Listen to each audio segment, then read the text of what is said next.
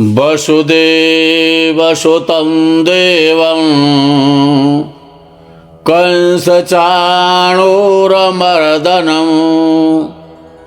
देवकी परमानन्दं कृष्णं वन्दे जगद्गुरुं व्यासाय विष्णुरूपाय व्यासरूपाय विष्णवे नमो वै ब्रह्मनिधये वासिष्ठाय नमो नमः। अखण्डमण्डलाकारं व्याप्तं येन चराचरं तत्पदं दर्शितं येन तस्मै श्री गुरुवे नमः। परमात्मा श्री कृष्ण की भक्ति करने से जीवन बदल जाता है। गोमाता की सेवा करने से लक्ष्मी देवी की कृपा होती है। परमात्मा का चिंतन करने से परमात्मा चिंतित होते हैं और परमात्मा का जब वंदन किया जाता है तो परमात्मा अपने भक्त को आशीर्वाद देते हैं। जीवन दुर्लभम मानसो देहो, ये जो मनुष्य का जो जीवन है वो बड़ा दुर्लभ है। मनुष्य का मनुष्य जीवन मिलने के पश्चात उद्देश्य का होना चाहिए। मानव जीवन के उद्देश्य क्या है? मनुष्य जीवन मिलने के बाद उसका क्या महत्व है, ये जानना मनुष्य विशेष के लिए आवश्यक है कि मैं क्यों आया हूं इस संसार में। मैं चिड़िया क्यों नहीं बना, मैं पशु पक्षी क्यों नहीं बना, मैं वृक्ष क्यों नहीं बना, मैं पशु क्यों नहीं बना, मैं कीड़ा मकोड़ा क्यों नहीं बना, मैं ईश्वर ने मुझको मनुष्य ही क्यों बनाया। मेरा उद्देश्य क्या है, मुझे क्या करना है। तो मनुष्य जीवन की सफलता कहां है, मेरा जीवन सफल कैसे होगा। तो परमात्मा तत्व की प्राप्ति का जो उद्देश्य जिसका भी है, जिस मनुष्य का भी उद्देश्य है कि मुझे परमात्मा की प्राप्ति करनी है, उस तत्व की प्राप्ति करनी है, तो ये उद्देश्य 99% मनुष्यता की बात करता है कि आप मनुष्य हैं। और जो मनुष्य कर्म पर आधारित है, जो क्रिया करते हैं, तो क्रिया का महत्व सिर्फ और सिर्फ 1% है। क्रिया की महत्ता 1 पैसा है और परमात्मा मनुष्य जीवन प्राप्त करने के बाद परमात्मा तत्व की प्राप्ति करने का उद्देश्य 99% मानव जीवन लेने का मंत्र है, सूत्र है ये, कि मनुष्य को ऐसा ही करना चाहिए कि परमात्मा की प्राप्ति, परमात्मा की शरणागति हो जाना, यही मनुष्य जीवन का उद्देश्य है। परंतु आजकल जो भी साधक हैं, जो साधना करने वाले हैं, उनकी दृष्टि क्रिया पर है, भाव पर नहीं है और उद्देश्य पर तो है ही नहीं। उद्देश्य की महत्ता पर विचार करना कि आप मनुष्य जीवन का उद्देश्य क्या है, हमारे जीवन भर का लक्ष्य क्या है, हमें किसको प्राप्त करना है, किसको प्रसन्न करना है, किस तत्व को जानना है, किसको पहचानना है, किसका साक्षात्कार करना है,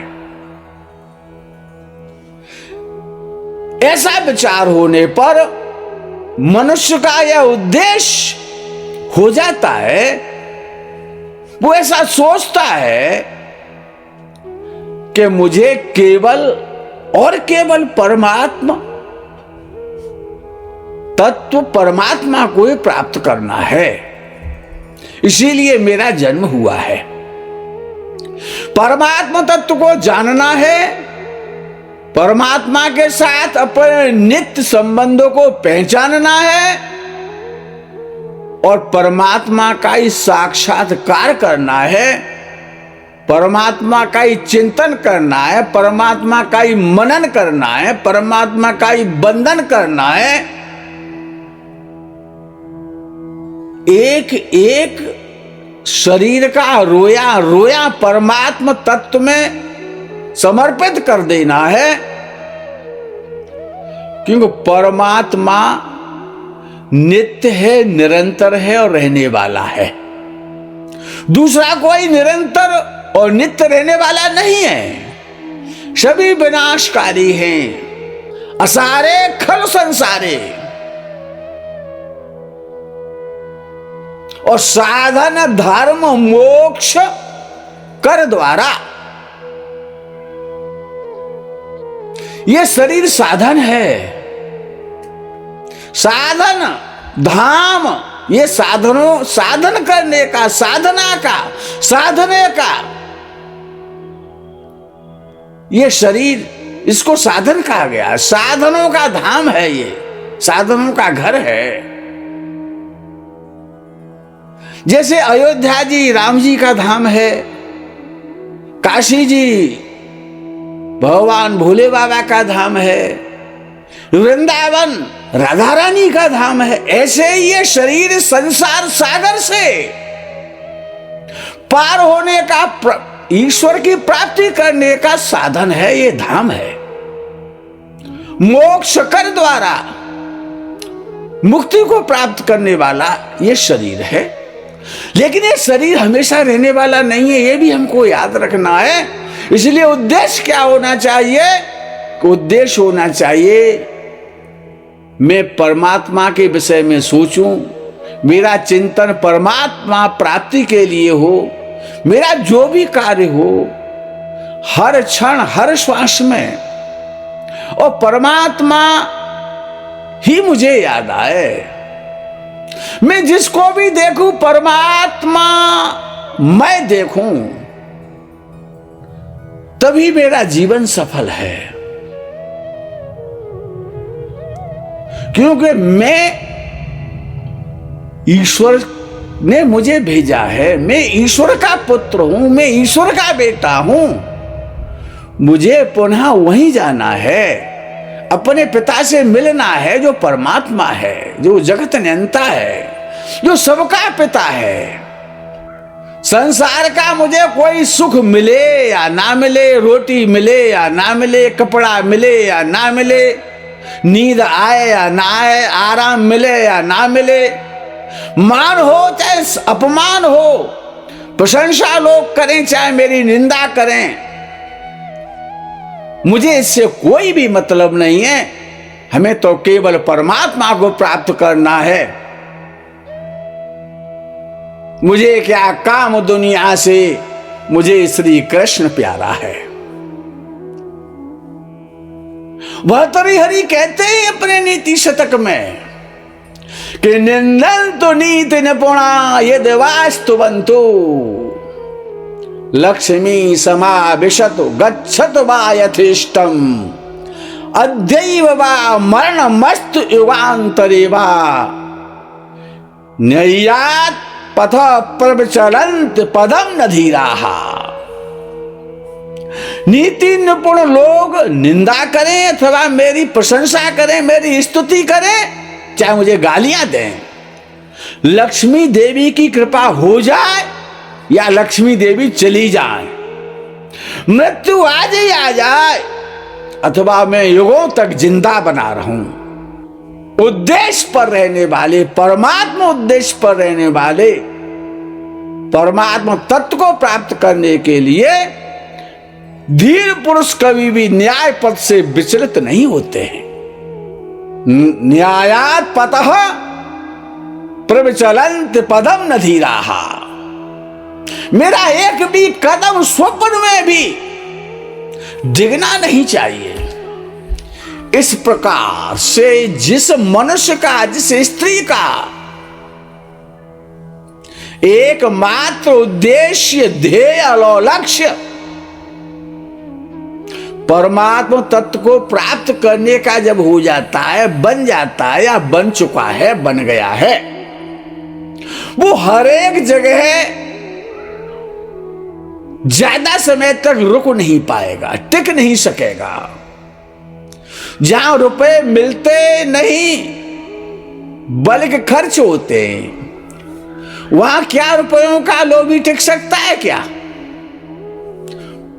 भाई, जिसको परमात्मा की प्रीति है, जो परमात्मा को प्राप्त करना चाहता है, वो परमात्मा की खोज में लगा रहता है, वो जगह जगह जाता रहता है परमात्मा की प्राप्ति करने के लिए, उसके दर्शन करने के लिए। जिसका परमात्मा प्राप्ति का असली उद्देश्य है, उसको क्या सुंदर बातें, हंसी मजाक, मौज मस्ती या कोई भी व्यक्ति उसको भ्रमित नहीं करता, ये सब उसको पसंद नहीं आता है। जगत का स्वरूप क्या है, संसार कैसा है, जिसकी ऐसी जिज्ञासा है कि जगत का स्वरूप क्या है, संसार कैसा है, परमात्मा तत्व क्या है, मेरा स्वरूप क्या है और जगत का स्वरूप क्या है, मैं कौन हूं और संसार क्या है, परमात्मा क्या है, वो हरेक की कथा को भी नहीं सुन सकता है, वो हरेक की व्याख्या को पसंद नहीं कर सकता है।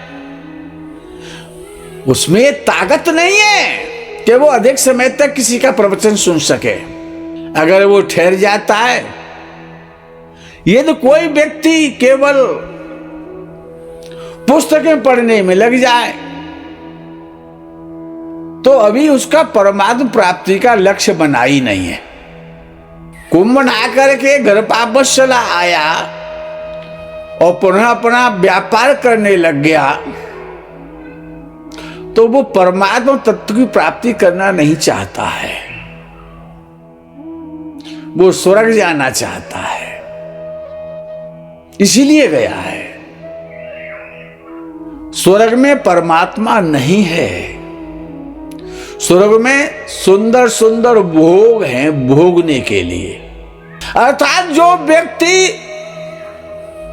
1 माला या 5 माला नित्य भजन करता है, गीता जी का पाठ करता है और पुनः अपने संसार के क्रियाकलापों में लग जाता है, उनको करता है, 1 घंटा भगवान को देता है और 11 घंटे संसार को देता है, और भगवान तो बहुत छोटे पड़ गए उसके सामने, परमात्मा तो बहुत छोटा है। 1 घंटा परमात्मा के लिए और 11 घंटा बच्चों के लिए। अब वो बच्चों की प्राप्ति करना चाहता है, बच्चों को खुश देखना चाहता है, बच्चों में रहना चाहता है, परमात्मा की प्राप्ति थोड़ी कर रहा है वो। ये परमात्मा प्राप्ति का लक्ष्य उसका है ही नहीं, संसार ही है, संसार में रहना चाहता है, स्वयं भ्रमित हो रहा है। उद्देश्य मनुष्य की प्रतिष्ठा है, और जिसका कोई उद्देश्य नहीं है, वो वास्तविकता में, वास्तव में मनुष्य है ही नहीं, वो मनुष्य नहीं है। वर्तमान में अनेक बड़े बड़े स्कूल और कॉलेज हैं देश में और विदेश में, जिसमें करोड़ों करोड़ लाखों लाख विद्यार्थी पढ़ते हैं। विद्यार्थी को क्यों पढ़ाया जाता है, पढ़ाई क्यों करनी चाहिए, इसका अभी तक कोई एक उद्देश्य नहीं बना है। यह कितने आश्चर्य की बात है कि पढ़ाई करते हैं लेकिन अपना उद्देश्य नहीं जानते हैं कि हमारा उद्देश्य क्या है। पढ़ रहे हैं, क्या करेंगे? नौकरी करेंगे। भाई पढ़ क्यों रहे हैं? डॉक्टर ही पढ़ रहे हैं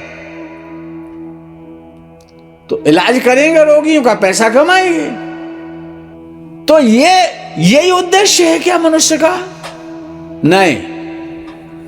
वास्तव में जिसने अपने जीवन को उद्देश्य को नहीं जाना है वो मनुष्य नहीं है। वास्तविकता में उद्देश्य बनाने की अपेक्षा उद्देश्य को पहचानना ज्यादा श्रेष्ठ है। ये जो मनुष्य शरीर हमें मिला है ये हमको हमारी इच्छा से नहीं मिला है। ये भगवान ने अपनी प्राप्ति कराने के उद्देश्य से ही मनुष्य शरीर को हमको दिया है।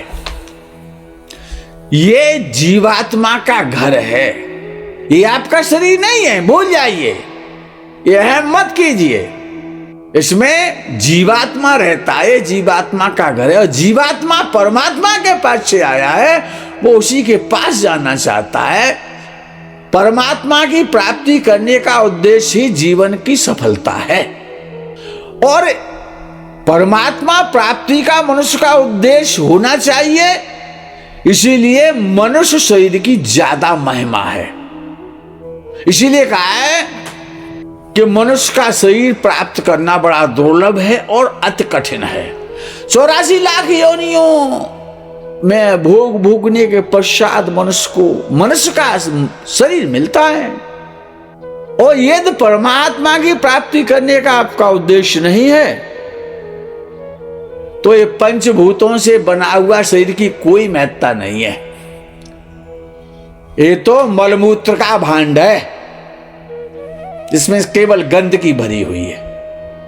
ये मलमूत्र बनाने की एक फैक्ट्री है, गंदगी बनाने की एक फैक्ट्री है, बस इसके अलावा कुछ नहीं है। फिर ये यदि आप परमात्मा की प्राप्ति नहीं करना चाहते हैं तो, और परमात्मा की प्राप्ति करने का लक्ष्य है तो ये साधनों का धाम है। इससे साधन करिए, कीजिए, परमात्मा का बंधन करो, परमात्मा का चिंतन करो, उद्देश्य बना लो जीवन का कि मुझे ईश्वर के पास जाना है।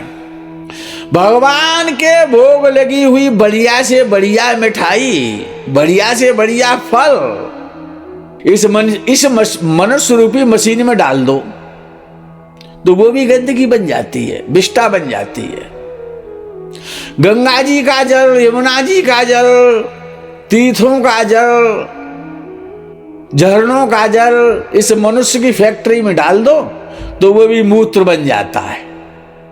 जो ऐसी गंदी से गंदी चीज पैदा करने की मशीन है ये शरीर, उस शरीर की तो कोई महिमा हो नहीं सकती है। महिमा वास्तव में परमात्मा तत्व की प्राप्ति करने में है। ये उद्देश्य ही वास्तव में मनुष्यता है, मनुष्य होने का फल है परमात्मा की प्राप्ति करना, परमात्मा के बताए हुए रास्ते पर चलना और उस अपने लक्ष्य को प्राप्त कर लेना, उद्देश्य को प्राप्त कर लेना। भगवान ने जिस उद्देश्य से जीव को मनुष्य शरीर दिया है उस उद्देश्य को पहचानना है। उद्देश्य पहले बना है, शरीर पीछे मिला है। बद्री नारायण जाने का उद्देश्य पहले बनता है और यात्रा तो बाद में होती है ना।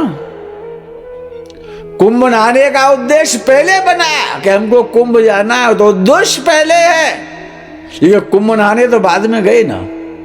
विचार पहले बना, उद्देश्य पहले बना। उद्देश्य को पहचानना है, बनाना नहीं है।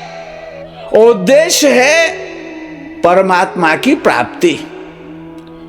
भगवान ने मनुष्य मात्र को केवल 84 लाख योनि में केवल मनुष्य एक योनि को ये योग्यता दी है, ये अधिकार दिया है, विवेक दिया है, बुद्धि दी है, ज्ञान दिया है, साधन दिए, शक्ति दी है कि मनुष्य मात्र परमात्मा तत्व की प्राप्ति का अधिकारी है।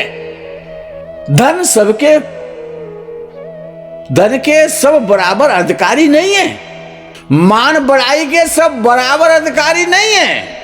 निरोगता के, स्वस्थ रहने के सभी समान अधिकारी नहीं है। 100 वर्ष तक जीने का सबको बराबर अधिकार नहीं है। परंतु परमात्मा तत्व की प्राप्ति के सबके सब बराबर के अधिकारी हैं। न उसमें कोई छोटा है न कोई इसमें बड़ा है। जो बिल्कुल अनपढ़ हैं, जिनमें न ज्ञान है, न वैराग्य है, न विवेक है, न जिनके पास 6 प्रकार का ऐश्वर्य है, न मुमुक्षुता है, न श्रवण है, न मनन है, न निधिध्यासन है, लेकिन परमात्मा तत्व को जानने की तीव्र जिज्ञासा है, जो संसार से ऊब गए हैं। जिसको संसार दुख रूप दिखाई देता है, वह भी परमात्मा तत्व को जान सकता है। इसलिए भगवान ने कहा श्रुत्वाप्येनं वेदाना चैव कश्चित्। पढ़ाई करके, उद्योग करके, परिश्रम करके कोई इस तत्व को, परमात्मा तत्व को, ईश्वर को जान जाए, ऐसा तो संभव ही नहीं, असंभव है, नॉट पॉसिबल। जैसे करोड़पति आदमी के पास कस्तूरी नहीं मिलती क्योंकि उसने कस्तूरी खरीदी ही नहीं है, परंतु जंगली आदमी के पास जो झोपड़ी में रहता है, जिस पर 1 पैसा नहीं, उसके पास कस्तूरी मिल जाती है, क्योंकि उस जो जंगल में रहता है उसने कस्तूरी मृग से कस्तूरी निकाल ली है। ऐसे ही तत्व की प्राप्ति साधारण से साधारण, नीच से नीच और मलिन से मलिन आदमी को बहुत सुगमता से हो सकती है। मित्रों, आज के इस जीवन के उद्देश्य के प्रकरण में ये विराम करते। श्री राम जय राम, जय जय राम। श्री राम जय राम, जय जय राम। श्री राम जय राम, जय